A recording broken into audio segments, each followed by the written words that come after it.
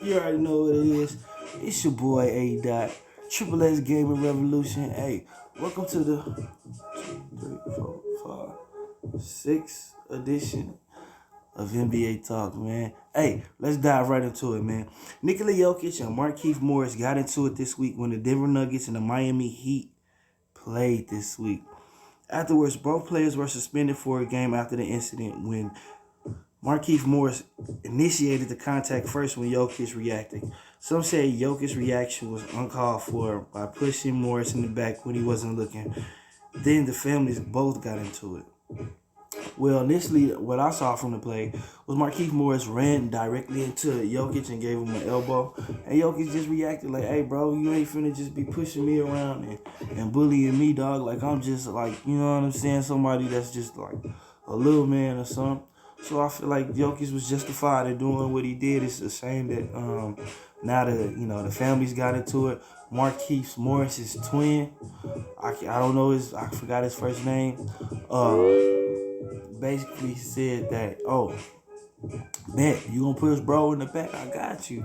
Then the Jokic brothers went on Twitter and responded, hey, look, your brother the one did the dirty play. He just responded to what it was, you know what I'm saying? And when you see us, it is what it is, my G. You already know.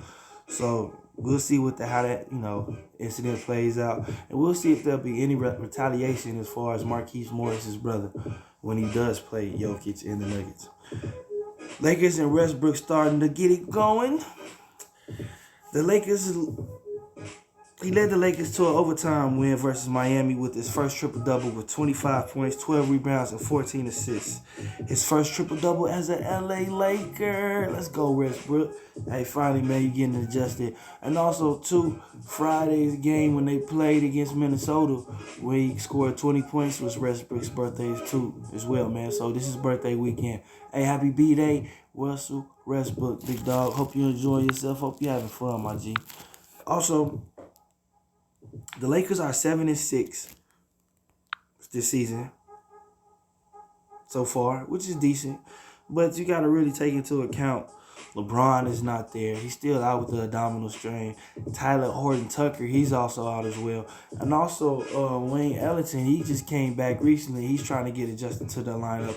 And also they have also a whole slew of brand new players that need to get adjusted to each other's playing styles, as well as get adjusted to the system that Frank Vogel wants the team to run.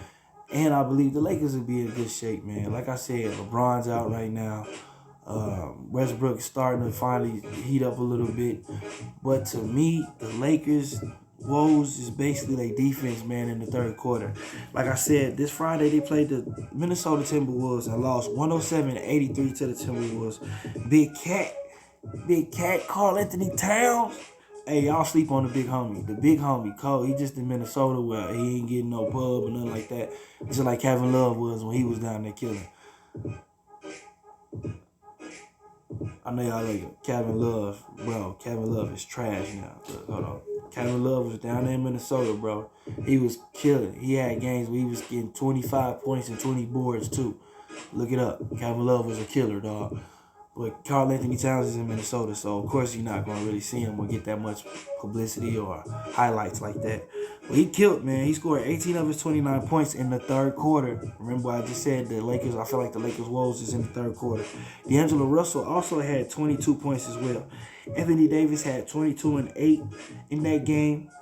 And since LeBron has been out, LA has dropped 2 of their last 3 games. When LeBron is in the lineup, they are 4-2. So that tells you about, for all those haters that be talking about big game James ain't nothing, hey, my boy making LeBron make a difference, dog. He's a leader out there, and his play, even though he's older, is very efficient and very impactful on the team when he's out there.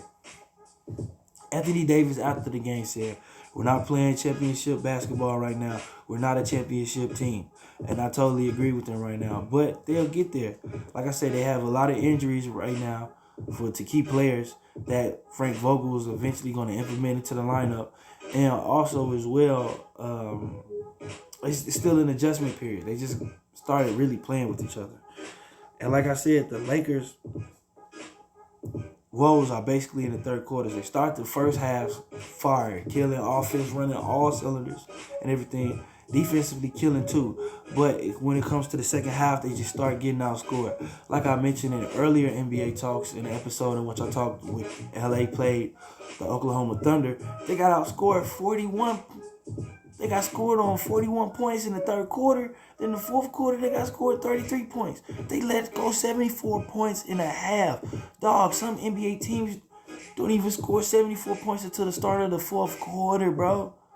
Is they had 74 points and a half on them. And that was just one of the games that Oklahoma played them. You know what I'm saying? And then the other game that they played them, they went on like a 30, I think it was like a 32 something run in the second half, outscoring the Lakers, man. So to me, the Lakers woes, and also in the Phoenix game as well, in the second half they had their woes too. So to me, it's the second half and the start of the third quarters, and how the Lakers come out in the third quarters, which dictates how they play the games, the rest of the game. If they come out in the third quarter, just how they come in the first quarters, amped up, hyped up and everything, I think they'll be great. But if they keep being lackadaisical on defense and keep getting outscored in the third and fourth quarters, man, they're going to continue to lose, man. And I don't want the Lakers to lose. Like I said, I'm an LA Bron all day, dog. You know what I'm saying? And I like AD out there with them, too. So I hope the Lakers go ahead and get it together and finally, you know what I'm saying, get to some W's in that column, you know. And they went up, like I said, they're 76. So they went up from being like a 500 team. So they good. It's just they need to, you know, figure everything out and still jail. The Lakers are fine. Now on to Golden State. Golden State is killing the NBA this season, dog. Smacking people. And Golden State is 11-1 after they beat the Chicago Bulls last night, 119-93. Curry, I dropped 40 in a hurry, give you a 40, 60, 39 in a hurry. McFlurry, chefing them with the Curry. Dropped 40 last night. He's doing his regular Chef Curry thing, man. Threes, layups, crossing, killing, mid-range, floaters. You know how Curry get down. Also, Draymond Green was in the game, too, when he, last week, also as well, had left the Minnesota Timberwolves game with the like a bruised knee or a thigh, something like that. But he played, too, also as well. To me, the surprise with Golden State is the others, man. Daniel Lee, James Wiseman, Gary Payton Jr. II, Jordan Poole, my boy Toscano, and Kevin Looney have all been a surprise to me. And also, too, who been stepping it up, you know what I'm saying, is that boy Andrew Wiggins. He scored 35 in the last game. And this is without Klay Thompson that they are 11-1 right now. So out of 12 games in the NBA right now, the Golden State Warriors are 11-1 without Klay. Bro, to me, I think Golden State trying to win another ship. And they look like they about to go on another run. And they role play, the fact that they role players are stepping up right now and gelling and actually buying into Steve Kerr's system, that also tells you, too, that them tanking them last couple of years also kind of paid off a little bit. You know what I mean? Where the NBA kind of got their payback on the Golden State Warriors. Everybody was blowing them out and beating them and stuff like that. They was basically developing the teams, you know what I'm saying, until Klay Thompson got back and Steph Curry got healthy. And the development is finally paying off. So imagine when Klay Thompson comes back, another addition and another scorer on the team, he can give you at least 20 or 18 points and 3-pointers just coming off screens and just dribbling. So imagine what he adds to the team when he comes back, and they're already 11-1. That's scary, man. That is real scary. Ben Simmons in the 76ers, dog. Same story, different day, man. Rich Paul, which is the agent for Ben Simmons, made a statement saying that he believes the fines, the targeting, and the negative publicity showed on the issues is very unnecessary and has further the mental issues for Ben Simmons. Either you help Ben or come out and say he's lying. Which one is it? Ooh, that's crazy. The 76ers told the Athletic Star that is not the case.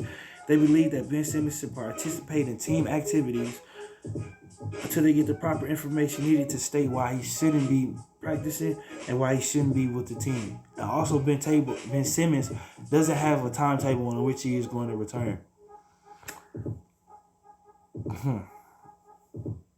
This whole situation with the 76ers and Ben Simmons has gotten out of hand, man.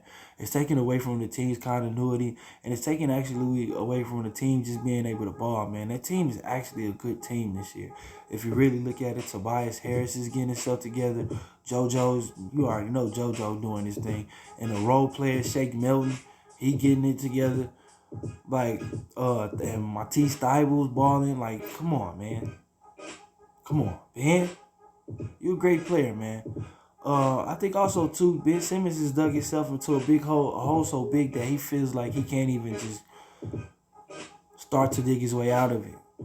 He's done so much as far as hurting the organization with the things that he said, that he'd never play another game in a Philadelphia uniform. Also, the continuity in the locker room and the trust of his teammates, they looking at him crazy now. Also, his coach and the organization is looking at him crazy now. He hasn't even given him any information as far as to the whereabouts or anything that he's doing to further get himself together in order to play and get himself mentally ready to get back on the floor for the 76ers, man. This situation is crazy. And I think the reason why it's going the way it's going is because Ben Simmons still wants to get paid by doing what he's doing. And the Philadelphia 76ers don't want to pay Ben Simmons for acting the way he's acting. Why should I pay you if you're not participating in none of the shooting rounds, none of the workouts, none of the team activities? That's basically me telling you go home and I'm going to pay you for nothing. No, sir. I'm not doing that, bro. I'm not finna give you a couple million. You know how much he paid $360,000 a game? Bro, no. I'm not paying you $360K a game when you sit home. No, sir. So I feel the Philadelphia 76ers on that part. And at the same time, Ben Simmons, I don't feel you, bro. You got to show and prove, man. Come on, man. Get your hard hat on and go out there and grind, dog. Put your hard hat on and grind, dog. You can do it. You a talented player.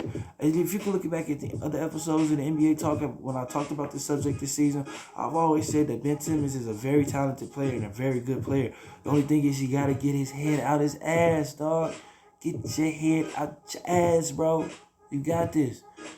You've been shooting since grammar school all the way up until now, jumpers.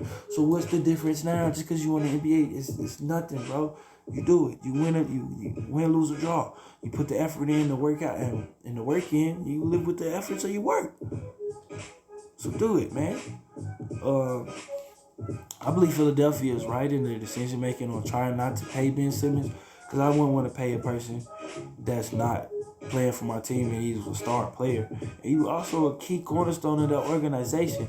Look how they balling without you. Look how the Tyrese Maxey guys killing, dog. He's the youngest Philadelphia player to have back-to-back 30-plus games. And that's something that you could be a part of, Ben Simmons. But look how you acting. Come on, bro. Let's get it. Let's do it.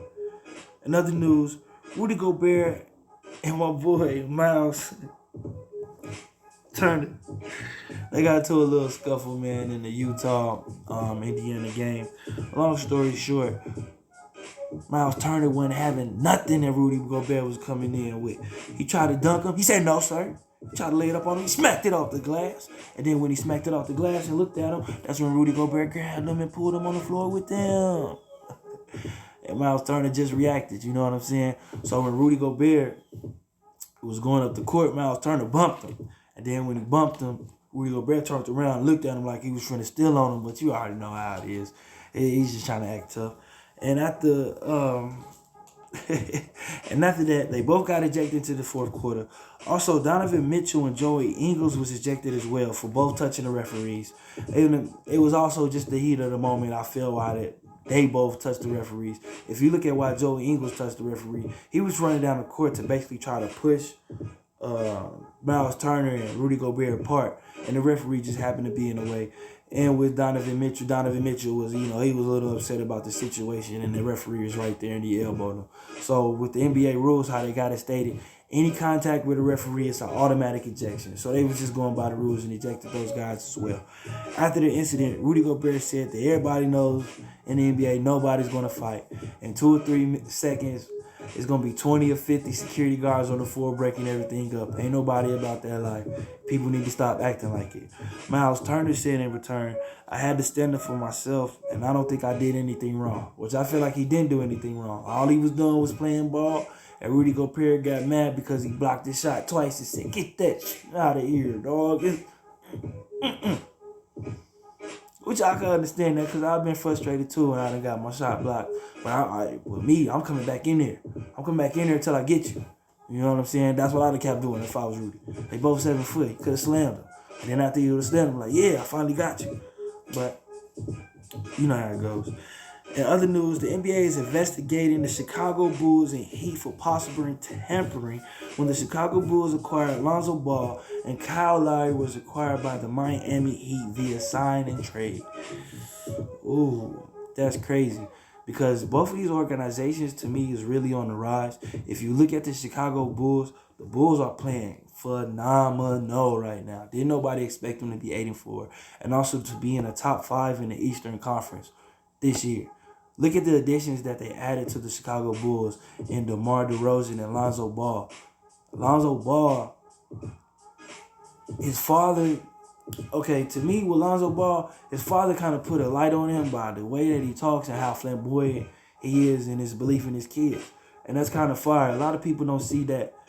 I believe that's a good thing to have a lot of belief and a high passion and desire for your kids to achieve and to believe in them beyond what everybody else believes in them. Because if you don't believe in them, who else will? So I give kudos to Lonzo Ball's father for that. So it just took him a few years to develop, and I feel like right now, him being on the Chicago Bulls, also him being with Billy Donovan, the coach that's known for coaching good point guards. When he was the coach in college, he coached Jay Williams, and he also coached Mike Miller. 2 fire point guards that came into the NBA killing or whatever. I think that's been helping Lonzo Ball. And also Zach LaVine and DeMar DeRozan, how they both been killing, man. The Bulls look tough this year. With Vujacic too, oh my gosh, they look tough. So I think this NBA investigation with the tampering with them would hurt them. And also Miami Heat as well. If you look at Miami with the addition of Kyle Lowry, he's a point guard. That's like another extension of a coach out there on the floor. Tyler Hero is back. Duncan Robinson, you already know. Trey Ace for days. Trey Ace, he pulling up from anywhere. Tyler Hero, you see how he been pulling up mid-range, 3-pointer, killing. Luka Doncic style. But he's not Luka though. Don't call me though. I say Luka Doncic style, but he's not Luka. Don't call me. All right. So I believe this situation with Miami Heat and the NBA investigation tampering will hurt them if they did find anything, because they said that they could fine them up to $10 million. Also, take away the loss of draft picks, which is crucial when you're building up teams like both of these teams are right now. And also, they talking about suspending executives as well. I don't know how the suspending executive thing goes, but I'm sure that the executives will lose money or something like that. And if too, an executive does play a major role in your team. So if an executive does get suspended for, say, a season or so, think about all those business and player acquisitions and player trades and things that you have to probably negate to maybe the GM or somebody else. You know what I mean? That possibly doesn't have those same relationships that possibly the executive that negotiates the deals and actually talk to the players do. So that probably might, it'll probably be a hindrance, because there would be more of that other person trying to develop a relationship, the same relationship that the other executives had with those players and the staffing as well, and it'll be another role. Or it possibly could be a good thing if they bring somebody else that's on a higher level to handle those things too, and that'll give them a more direct approach with the players and the team as well, and possibly get to know each other and build a better relationship. So when the executive does come back, it kind of makes the ship a little bit bigger or better. Who knows? But we'll see what the NBA decides on what happens when this investigation is finished. Like I said, I just seen about this week. I hope nothing happens to these two teams because, like I said, the Bulls in the Eastern Conference right now is one of the top 5 teams. I think they was like number 1 a day or two ago at 8-3. So the Bulls are one of the top 5 teams, and Miami is a top 5 team as well. So that would detrimentally hurt those teams if they found out that they did tamper or do anything in the investigation. And I'll bring you guys further news once everything comes out. Also, the surprise team of the NBA this year, gang, the Clippers, bro. The LA Clippers been killing. They won their last 7 games. 1, 2, 3, 4, 5, 6, 7. Last 7 games in the NBA, bomb. They started off 1-4. So they snaked 7. They done took off. So the Clippers are 8-4 in the NBA right now, which is crazy. And they doing it without their boy Kawhi. My boy Kawhi, the palm. That's what I call him, the palm. They say his hands like 2 hands of a regular person, dog. So they doing this without Kawhi Leonard. And also, too, Nicholas Batum is stepping it up, which people are not talking about. Nicholas Batum, he's played on the Clippers before, but people also kind of wrote Nicholas Batum out, like his career is over, oh, he's trash, he's washed. But since since the LA Clippers have been balling and playing on this run, Nicholas Batum has been averaging 11.5 points per game, 6.3 rebounds per game as well, and shooting 53% from the field. Oh my gosh, Nicholas, you're killing. He's reviving his career, and he's actually bringing another energy, and also building himself into a key role player for the Clippers that they need right now, especially with being Kawhi Leonard's out right now. They really don't have a timetable on when he's going to return, but hopefully he does return this season. So Nicholas Batum stepping it up is real good, and that also is where Reggie Jackson just been continuing on his little hot streak that he had from the playoffs last season. He's been averaging 18.3 points and 3.3 rebounds a game too during this seven game win streak. And you already know, PG-13, which ain't really PG-13 when he out there on the court, how he be killing, because he X-rated when he out there be getting saucy and sexy out there, remixing and crossing people over and getting juicy out there on the mid-range game. His pull-up game nasty.